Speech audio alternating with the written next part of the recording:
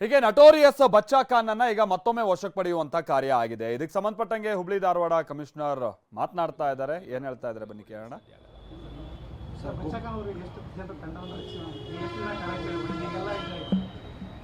ಈ ಪ್ರಕರಣದಲ್ಲಿ ಸುಮಾರು 10-12 ದಿನದಿಂದ ನಮ್ಮ ACP ಇಬ್ಬರು ಇನ್ಸ್ಪೆಕ್ಟರ್ ಸೇರಿದಂತೆ ಸುಮಾರು ಒಂದು 3-4 ತಂಡಗಳು ನಿರಂತರವಾಗಿ ಪ್ರಯತ್ನಪಟ್ಟು ಆರೋಪಿಗಳನ್ನು ವಶಕ್ಕೆ ತೊಗೊಳ್ಳೋಂಥ ಕೆಲಸ ಮಾಡಿದ್ದಾರೆ.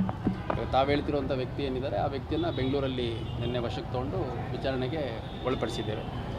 ಯಾರ್ಯಾರ್ದು ಪಾತ್ರ ಬರುತ್ತೆ ಅವರೆಲ್ಲರೂ ಅರೆಸ್ಟ್ ಮಾಡಲಾಗುತ್ತೆ. ಸರಿ, ವಶ ತೊಗೊಂಡ್ರೆ ಎಲ್ಲ ಪೆರೋಲ್ ಮೇಲೆ ಬಂದಿದ್ರು ಹೊರಗಡೆ ಎಷ್ಟು ದಿನದಿಂದ ಬಂದಿದ್ರು? ಹೌದು, ಕಳೆದ ಆಗಸ್ಟ್ 2ನೇ ತಾರೀಕು 3ನೇ ತಾರೀಕಿಂದ ಅವರು ಸುಮಾರು ಆ ವ್ಯಕ್ತಿ 40-45 ದಿನಗಳ ಕಾಲ ಪೆರೋಲಲ್ಲಿದ್ದ ಅನ್ನೋಂಥದ್ದು ನಮಗೆ ತಿಳಿದು ಬಂದಿದೆ.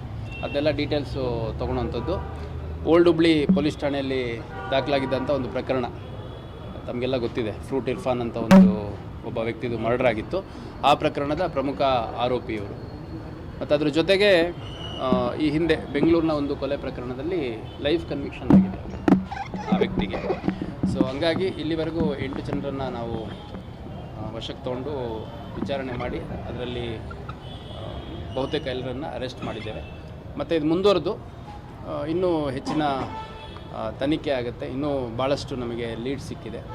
ಮತ್ತು ಈ ಎಲ್ಲ 7-8 ಜನ ಏನಿದ್ದಾರೆ ಈ ಭಾಗದಲ್ಲಿ ಈ ಥರ ಅಫೆನ್ಸಸ್ ಮಾಡೋದ್ರ ಮುಖಾಂತರ ತಮ್ಮದೇ ಆದಂಥ ಒಂದು ಸಿಂಡಿಕೇಟ್ ರೀತಿಯಲ್ಲಿ ಮಾಡಿಕೊಂಡು ಭಯ ಹುಟ್ಟಿಸಿ ಜನರಲ್ಲಿ ಸುಲಿಗೆ ಮಾಡುವಂಥ ಉದ್ದೇಶವನ್ನು ಇಟ್ಕೊಂಡವರಾಗಿದ್ದಾರೆ.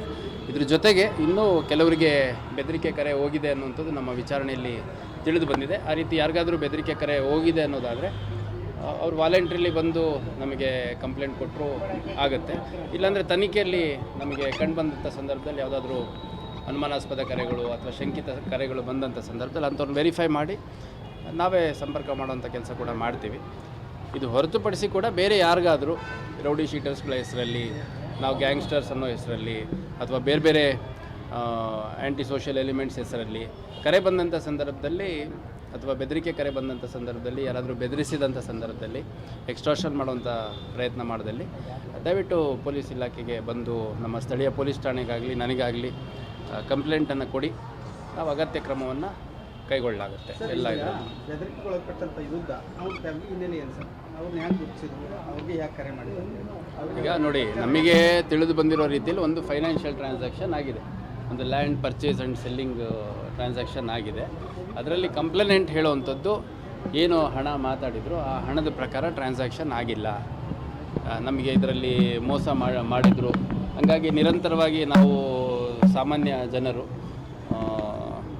ಅವರು ಮಂಟೂರು ಆ ಕಡೆ ಭಾಗದಲ್ಲಿ, ಮಂಟೂರು ರೋಡ್ ಭಾಗದಲ್ಲಿ ಸಾಮಾನ್ಯ ಜನ ನಾವು ನಮಗೆ ಮತ್ತು ಈ ವಯಸ್ಸಲ್ಲಿ ನನಗೆ ಹೋರಾಟ ಮಾಡೋಕ್ಕಾಗಲ್ಲ. ಹಾಗಾಗಿ ಅವ್ರ ಮನೆಗಳಿಗೆಲ್ಲ ಹೋಗಿ ಕೇಳಿ ರಿಕ್ವೆಸ್ಟ್ ಮಾಡಿ ಯಾರ್ಯಾರು ಮಧ್ಯದಲ್ಲಿ ಇನ್ವಾಲ್ವ್ ಆಗಿದ್ದರು, ಬೈಯರು ಮತ್ತು ಜೊತೆಗೆ ಯಾರ್ಯಾರು ಇನ್ವಾಲ್ವ್ ಆಗಿದ್ದರು ಮಧ್ಯದಲ್ಲಿ ಅವರೆಲ್ಲರ ಕಡೆನೂ ನಾವು ರಿಪೀಟೆಡಾಗಿ ಹೋಗಿ ಮನವಿ ಮಾಡುವಂಥದ್ದು, ರಿಕ್ವೆಸ್ಟ್ ಮಾಡುವಂಥದ್ದು, ಬೆಗ್ ಮಾಡುವಂಥದ್ದು, ನಮಗೇನು ಕೊಡೋದಿದೆ ಕೊಟ್ಟು ಮುಗಿಸಿ ಅಂತ ಕೇಳ್ತಾ ಇದ್ವಿ. ಬಟ್ ಕೊಡ್ತಿರಲಿಲ್ಲ.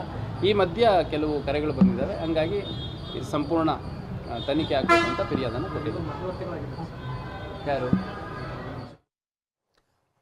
ಸೊ ಇದು ಶಶಿಕುಮಾರ್ ಅವ್ರು ಹೇಳ್ತಾ ಇರುವಂಥ ಮಾತು. ಅಂದರೆ ಈ ಥರನ ಅಂಥದ್ದು ಒಂದು 7-8 ಮಂದಿ ಇದ್ದಾರೆ. ಅವ್ರು ತಮ್ಮದೇ ಆದಂಥ ಒಂದು ಸಿಂಡಿಕೇಟ್ ಮಾಡ್ಕೊಂಡಿದ್ದಾರೆ. ಅದರಲ್ಲಿ ಬಚ್ಚಾ ಖಾನ್ ಕೂಡ ಒಬ್ಬ. ಕಳೆದ ಆಗಸ್ಟ್ 2ನೇ ತಾರೀಕು ಅಥವಾ 3ನೇ ತಾರೀಕಿನಿಂದ ಸುಮಾರು 45 ದಿನಗಳ ಪರೋಲ್ ಮೇಲೆ ಆತ ಹೊರಗೆ ಬಂದ ನಂತರದಲ್ಲಿ ಈ ಥರದ ಕೃತ್ಯದಲ್ಲಿ ಭಾಗಿಯಾಗಿದ್ದ. ಹಾಗಾಗಿ ವಶಕ್ಕೆ ಪಡೆದಿದ್ದೀವಿ ಅನ್ನೋ ಮಾತನ್ನು ಹೇಳ್ತಾ ಇದ್ದಾರೆ.